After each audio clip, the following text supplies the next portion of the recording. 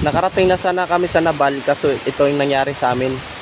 Naiwan kami sa lansya sa Ubay. Tapos pupunta kami ng Villalon, ito din nangyari. O, di ba? Pit si Jared. Nabutang kami ng ulan, guys.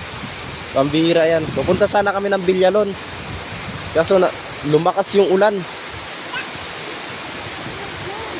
Basa.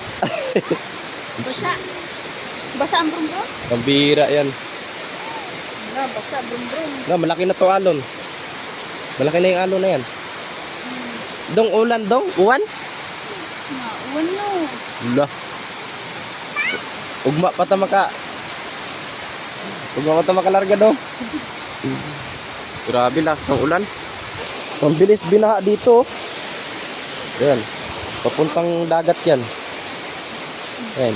Ito beach to guys eh. Papunta doon. Gulat si Jared eh. Nagulat ka dong?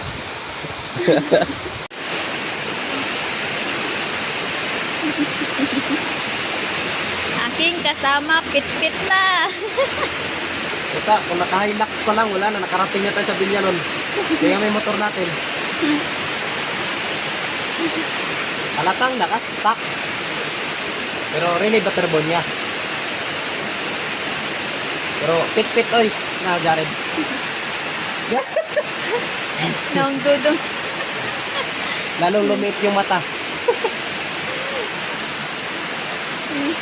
Pero yes, malapit na may makarating sa Villalon. Pero yun nga, naano kami kasi meron pa ng isang lansya na di pa umalis. Sayang, sabi ng tinanungan namin, nakaalis na daw, pero yung pangalawa na lansya hindi pa nakaalis.